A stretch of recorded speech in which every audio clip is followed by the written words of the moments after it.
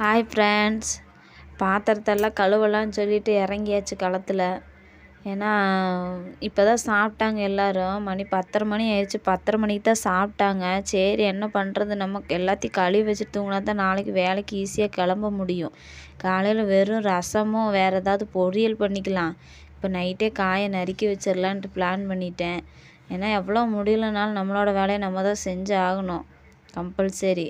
இந்த பாத்திரம் கழுவுறது பிரச்சனை இல்லைங்க, அதுக்கு தண்ணி எடுத்து ஊற்றுறது தான் பெரிய பிரச்சனை. தண்ணி பக்கத்துலேயே 2 குடம் வச்சுக்கணும். இல்லை அப்படின்னா வெளியில் போய் மோக்கணும். வெளியில் போய் மோந்துட்டு வர பிரச்சனை கிடையாது. இவங்க படுத்திருப்பாங்க 4-5 பேர்த்து தள்ளித்தான் நம்ம போய் குடத்த கதவை திறந்து 2 கதவை திறந்து போய் தண்ணி மோந்துட்டு வரணும். அதனால் வீட்டுக்குள்ளேயே ஒரு ட்ரம்மை வச்சுட்டேன் பார்த்துக்கோங்க. அப்புறம் எல்லாத்தையும் அடுப்பெல்லாம் கழுவணும். மட்டனு, தண்ணி, அப்புறம் அந்த இதெல்லாம் வதக்குனது பிசு பிசுன்னு இருந்தது. அப்படியே செவுத்துலேயும் கழுவி விட்டுறலாம். ஏன்னா செவுர்லேயும் அங்கங்கே தெரிச்சு இருந்தது. எனக்கு செவுரு நீட்டாக இருந்தால் தான் காலைல சமைக்க முடியும், ஒரு வேலையும் செய்ய முடியாது. அதனால் எல்லாத்தையும் சுத்தமாக க்ளீன் பண்ணிட்டேன். என் பொண்ணு தான் வீடியோ எடுத்துகிட்டு இருந்தா.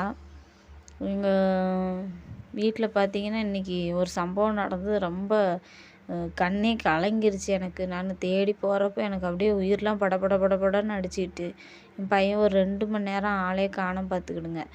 அவனை தேடி தேடி தேடி நானும் எப்போவும் சைக்கிள் ஓட்ட போனால் 10 நிமிஷம் 20 நிமிஷம், மிஞ்சி போனால் அரை மணி நேரத்தில் வந்துடும். இன்றைக்கி வரவே இல்லை.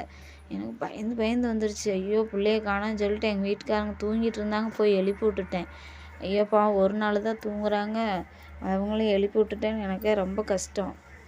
எங்கள் மாமனார் ஒரு பக்கம் போய் தேட, என் பிள்ளைங்க வெளியில் போய் தேடலை. நானும் சாலை போட்டுட்டு நைட்டியோடையே ஊருக்கு பக்கம் போய் தேடினேன். எனக்கு பயந்து வந்துச்சு. தாப்பில் சைக்கிள் ஓட்டிகிட்டு வந்தான். அவனை பார்த்ததுக்கப்புறம் தான் எனக்கு உயிரே வந்துச்சு. என்னடா எங்கடா போனேன், ஏன் இப்படி பயங்காட்டுற, அப்பா உன்னை அடிக்கத்தான் போகிறாங்க பாரு அப்படின்னு சொல்லி திட்டி கூப்பிட்டு வந்து சைக்கிளை பூட்டு போட்டு வச்சுட்டேன். ஏன்னா சைக்கிள் 1 மணி நேரம் ஓட்டினா பரவாயில்ல, ஒரு அரை மணி நேரம் ஓட்டினா பரவாயில்ல, 2.5 மணி நேரங்கும்போது நம்ம இங்கே வந்து வெளியூர்லலாம் வந்து நம்ம பையனை தனியாக விட்டுட்டு, ஒத்த பையன் எனக்கு, அவனையும் விட்டுட்டு நான் என்ன பண்ணுறது, பயந்துட்டு அழுதுட்டு ரொம்ப இதாகி போச்சு. அவனும் பயந்துட்டான். ஐயோ அம்மா அப்பா ரொம்ப அடிச்சிருவாங்களோ அப்படின்னு சொல்லிட்டு. சரி அப்படியே மிரட்டி விட்டாச்சு, இனிமேல் இப்படி செய்யக்கூடாது அப்படின்னு சொல்லிட்டு.